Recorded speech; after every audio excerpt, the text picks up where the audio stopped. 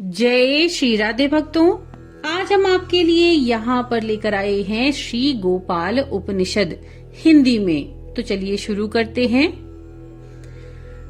कृष शब्द सत्तावाचक है और न शब्द निवृत्ति यानी परमानंद बोधक है। इन दोनों की समीपता ही सच्चिदानंदमय परमेश्वर श्री कृष्ण के नाम का प्रतिपादन करती है। कृष धातु में न प्रत्यय युक्त करके कृष्ण शब्द में परम ब्रह्म प्रतिपादित हुआ है। कृष्ण शब्द से आनंदमयी सत्ता को समझना चाहिए। अनायास ही सभी कुछ कर सकने में समर्थ सच्चिदानंदमय भगवान श्री कृष्ण को जो वेदांत के द्वारा जानने योग्य हैं, वे हम सभी की बुद्धि के साक्षी और संपूर्ण विश्व के गुरु हैं। ऐसे श्री कृष्ण को सादर नमन वंदन है। भक्तों, वेदांत में इसे आनंद ब्रह्म कहते हैं, अर्थात ब्रह्म आनंदमय है, परंतु कृष्ण में वह आनंद प्रचुर मात्रा में है, यानी कृष्ण का आनंद असीम है, जो कि ब्रह्मानंद का भी आधार है। दूसरी ओर भगवान रस स्वरूप हैं, सुख स्वरूप और आनंद स्वरूप हैं।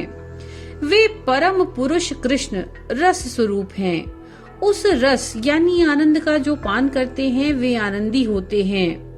उपनिषद में सह शब्द के द्वारा कृष्ण को ही इंगित किया गया है। कृष्ण अर्थात वो जो आकर्षण करके आनंद देते हैं और स्वयं आनंदित होते हैं, वे ही कृष्ण हैं। अर्थात कृष्ण का अर्थ सर्वाकर्षक सर्वानंददायक है। कृष्ण अणु से भी अणु परमात्मा और विभु से भी विभु ब्रह्म हैं। एक विचित्र प्रकार की अनन्य लीला करने वाले हैं। भगवान अनंत रूपों से जो अनंत लीलाएं करते हैं, उनमें से श्री कृष्ण स्वयं रूप हैं।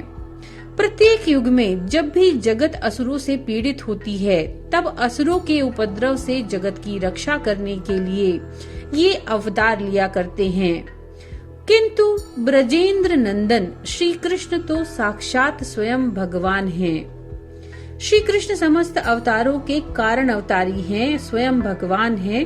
सच्चिदानंद विग्रह श्री गोविंद कृष्ण ही परमेश्वर हैं।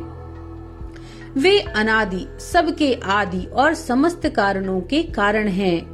जीव की हर प्रकार की इच्छित वस्तु की सर्वोत्तम परिपूर्ति एकमात्र नंद नंदन श्री कृष्ण की आराधना से ही हो सकती है। उनका ना तो कोई कारण है, ना कोई उनके समान है, उनसे अधिक होने का तो प्रश्न ही नहीं।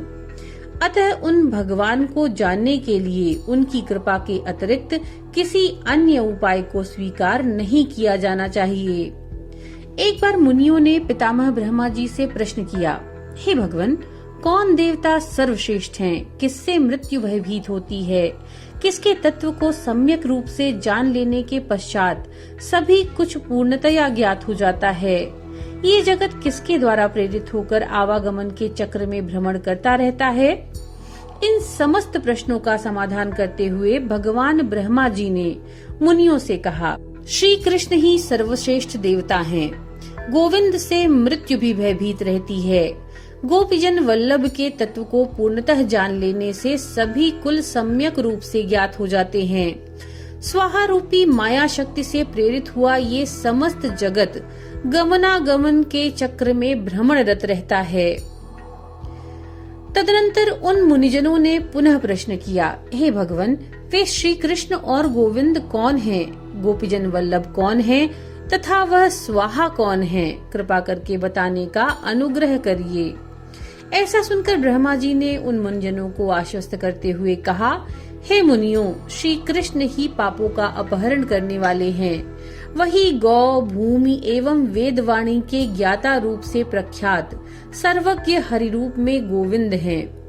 वे गोपीजन वल्लभ, गोपीजनों के विद्या कला आदि के प्रेरक और इन्हीं की माया शक्ति है स्वाहा। ये सभी ब्रह्ममयी हैं। इस प्रकार से जो मनुष्य उन श्री कृष्ण के नाम से प्रख्यात पर ब्रह्म का ध्यान और जपादि के द्वारा नामामृत का पान करता है और उनके भजन कीर्तन आदि में लगातार लगा रहता है, निश्चय ही वो अमृत तत्व को प्राप्त होता है। इसके बाद मुनियों ने पूछा, हे पितामह, ध्यान करने के अनुकूल श्री कृष्ण का कैसा स्वरूप होना चाहिए? उनके नाम रूप अमृत का रसास्वादन कैसा होता है? उनका भजन कीर्तन किस तरह से किया जाता है? कृपा पूर्वक स्पष्टतया बताने का अनुग्रह करें। तदनंतर वे हिरण्यगर्भ भगवान ब्रह्मा जी बोले, हे मुनियों, उन अविनाशी भगवान श्री कृष्ण का ध्यान करने योग्य रूप का वर्णन इस प्रकार है। उनका वेश ग्वाल बालों के अनुरूप है। उनका रंग नवीन जलधर की भांति श्याम है, किशोरावस्था है और वे भगवान श्री कृष्ण दिव्य कल्प वृक्ष के नीचे विराजमान हैं। इसी संदर्भ में ये श्लोक है। भगवान श्री कृष्ण के नेत्र खिले हुए श्वेत कमल के जैसे हैं। उनके श्रीअंगों की आभा मेघ के जैसे श्याम है। वे विद्युत के समान तेजोमय पीताम्बर को धारण किए हुए हैं। दोनों भुजाओं से युक्त हो ज्ञान मुद्रा में अवस्थित हैं। उनके गले में लंबी वनमाला सुशोभित हो रही है। वे महान ईश्वर हैं। गोप एवं गोप सुंदरियों के द्वारा वे चारों ओर से आवृत हैं। वे कल्प वृक्ष के नीचे अवस्थित हैं। उनका श्री विग्रह दिव्य वस्त्राभूषणों से सुशोभित है। रत्न जटित सिंहासन पर रत्नमय कमल के मध्य भाग में वो विद्यमान हैं। कालिंदी के जल से उठती हुई चंचल लहरों को चूमकर प्रवाहित होने वाली शीतल सुवासित वायु उन भगवान श्री कृष्ण की सेवा में रत है। इस मनमोहक रूप में श्री कृष्ण का मन से ध्यान करने वाला भक्त सांसारिक बंधनों से मुक्ति को प्राप्त कर लेता है। इसके पश्चात उन भगवान श्री कृष्ण के नाम रूपी अमृत के रसास्वादन और मंत्र जाप का उल्लेख करते हैं। जल भूमि इकार इंदुः का समूह शब्द ही काम बीज है। इस बीज मंत्र को प्रारंभ में रखते हुए कृष्णाय पद का उच्चारण करना चाहिए। इसीलिए क्लीम कृष्णाय पूरे मंत्र का प्रथम पद हुआ। गोविंदाय द्वितीय पद है, गोपीजन तृतीय पद है, वल्लभाय चतुर्थ पद है और स्वाहा ये पंचम पद है। 5 पदों से युक्त यह मंत्र क्लीम कृष्णाय गोविंदाय गोपीजन वल्लभाय स्वाहा हुआ। ये पंचपदी के नाम से जाना जाता है। पृथ्वी, आकाश, सूर्य, चंद्रमा और अग्नि आदि का प्रकाशक होने के कारण यह चिन्मय मंत्र 5 अंगों का सम्मिलित रूप है। जो साधक इस मंत्र के द्वारा जप एवं भजन कीर्तन आदि करते हैं, वे परम ब्रह्ममय भगवान श्री कृष्ण को प्राप्त करते हैं। अब उन ऋषियों के संशयों का समाधान करते हुए पितामह बोले, हे मुनिवरों, मेरी 2 परार्ध की आयु होती है। उसमें से एक परार्ध आयु भगवान का निरंतर ध्यान और स्तुति करते हुए बीत गई। तब उन भगवान का ध्यान मेरी तरफ आकृष्ट हुआ। वे गोवेश धारण करते हुए श्याम सुंदर पूर्ण पुरुषोत्तम रूप में मेरे समक्ष प्रकट हुए। उनके चरण कमलों में भक्ति पूर्वक मैंने नमन वंदन किया। उन परमेश्वर ने दयाद्र भाव से कृपा पूर्वक सृष्टि संरचना हेतु अपने स्वरूप भूत अष्टदशाक्षर मंत्र का उपदेश प्रदान किया और अंतर्ध्यान हो गए। जब मेरे हृदय में सृष्टि संरचना की इच्छा जागृत हुई, तब अष्टादशाक्षर मंत्र के उन समस्त अक्षरों में भावी जगत के रूप का साक्षात्कार कराते हुए वे पुनः मेरे समक्ष उपस्थित हो गए। इसके बाद मैंने इस मंत्र के क अक्षर से जल की, ल अक्षर से पृथ्वी की, ई अक्षर से अग्नि की, अनुस्वार से चंद्रमा की और इन सब के समुदाय रूप क्लीम से सूर्य की रचना की। मंत्र के द्वितीय पद कृष्णाय से आकाश तत्व की एवं आकाश से वायु की सृष्टि की। तृतीय गोविंदाय पद से कामधेनु गौ और वेदादि विद्याओं को प्रकट किया। उसके बाद चतुर्थ पद गोपीजन वल्लभाय से स्त्री पुरुषादि की संरचना की और सबसे बाद में पंचम पद स्वाहा से संपूर्ण जड़ चेतनमय चर अचर विश्व का प्रादुर्भूत किया। यहाँ पर जिस अष्टादशार्ण यानी अष्टादशाक्षर मंत्र की विवेचना की गई है, वो मंत्र है क्लीम कृष्णाय गोविंदाय गोपीजन वल्लभाय स्वाहा। प्राचीन काल में राजर्षि चंद्रध्वज मोह रहित होकर भगवान श्री कृष्ण के पूजन और ओमकार द्वारा संपुटित अष्टादशाक्षर मंत्र का जप और ध्यान के द्वारा आत्मज्ञान प्राप्त करके संग रहित हो गए। भगवान विष्णु के उस अविनाशी परम धाम गोलोक का ज्ञानी और प्रेमी भक्तजन निरंतर दर्शन करते हैं। आकाश में सूर्य के सदृश वे भगवान परम व्योम में चतुर्दिक संव्याप्त और प्रकाश स्वरूप विद्यमान हैं। उस शाश्वत परम अविनाशी गोलोक धाम की प्राप्ति पूर्व में कहे हुए अष्टादशाक्षर मंत्र के जप और ध्यान से ही संभव होती है।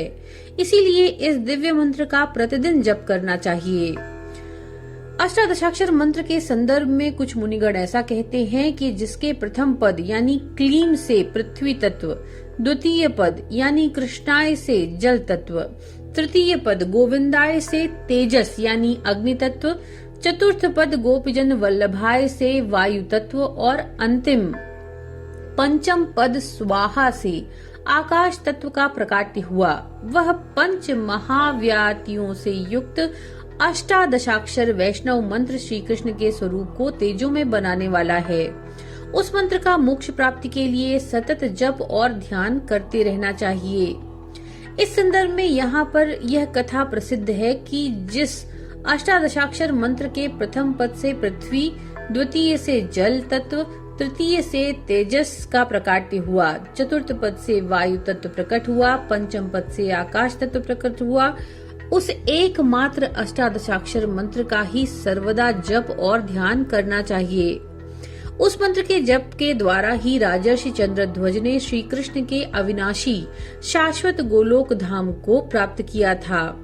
वह गोलोक धाम परम पवित्र, विमल, शोक विहीन, लोभ आदि से रहित, समस्त प्रकार की आसक्ति से रहित है। वह ऊपर कहे 5 पदों वाले मंत्र से भिन्न नहीं है। वह मंत्र स्वयं साक्षात वासुदेवमय ही है। उन वासुदेव से भिन्न दूसरा और कुछ भी नहीं। वे भगवान गोविंद पंचपद मंत्र स्वरूप हैं। उनका श्री विग्रह सतचित आनंद स्वरूप है। वे वृंदावन में स्थित कल्प वृक्ष के नीचे रत्न जटित सिंहासन पर सदैव विराजमान रहते हैं। मैं मरुदगणों के साथ रहते हुए उन भगवान श्री कृष्ण की श्रेष्ठ स्तुतियों के द्वारा प्रसन्न करता हूँ। संपूर्ण जगत ही जिनका स्वरूप है, जो जगत के पालन करता और संहार के एकमात्र कारण है, जो स्वयं ही विश्व में और एकमात्र इस जगत के अधिष्ठाता हैं। ऐसे उन भगवान गोविंद को बार बार प्रणाम है, जो विज्ञान में और परम आनंद में हैं और जो प्राणी मात्र को अपनी तरफ आकृष्ट कर लेने में संपूर्ण सक्षम हैं। ऐसे उन गोप सुंदरियों के प्राणाधार भगवान श्री गोविंद के लिए बारंबार नमन और वंदन है, जो अपने दोनों चक्षुओं में कमल की सुंदर आभा को धारण किए हुए हैं, गले में कमल पुष्पों की माला धारण किए हुए हैं, जिनकी नाभि से कमल उत्पन्न होता है। ऐसे उन भगवान कमलापति श्री कृष्ण को नमस्कार है, जिनके मस्तक पर मोर पंख सुशोभित हो रहा है, जिन श्री कृष्ण में सभी का मन रमण करता है, जिनकी बुद्धि और स्मरण शक्ति कभी कुंठित नहीं होती और जो रमा, गोप सुंदरी गण एवं श्री राधा जी के मानस के राजहंस हैं। ऐसे उन भगवान गोविंद को बारंबार प्रणाम है, जो कंस के वंश का विनाश करने वाले और केशी एवं चाणूर के घातक हैं, जो भगवान वृषभध्वज अर्थात शिव जी के भी वंदनीय हैं। उन पार्थ सारथी भगवान श्री कृष्ण के लिए बारंबार नमन वंदन है। वंशी बादन में जिनकी सहज वृत्ति है, जो समस्त गौओं के पालक हैं और जो कालिया नाग का मान मर्दन करने में समर्थ हैं, कालिंदी के सुंदर तट पर कालिया दह में नाग के फड़ों पर जो चंचल गति से अविराम लास्य लीला में संलग्न हैं, जिनके कानों में स्थित कुंडल गतिशीलता के कारण हिलते हुए झिलमिला रहे हैं, जिनके श्रीअंग खिले हुए कमल की माला से सुशोभित हो रहे हैं और जो नर्तन में संलग्न होने के कारण अत्यधिक शोभायमान हो रहे हैं। उन शरणागत वत्सल भगवान श्री कृष्ण को बारंबार नमस्कार है, जो भगवान श्री कृष्ण पाप और पापी असुरों के विध्वंसक हैं।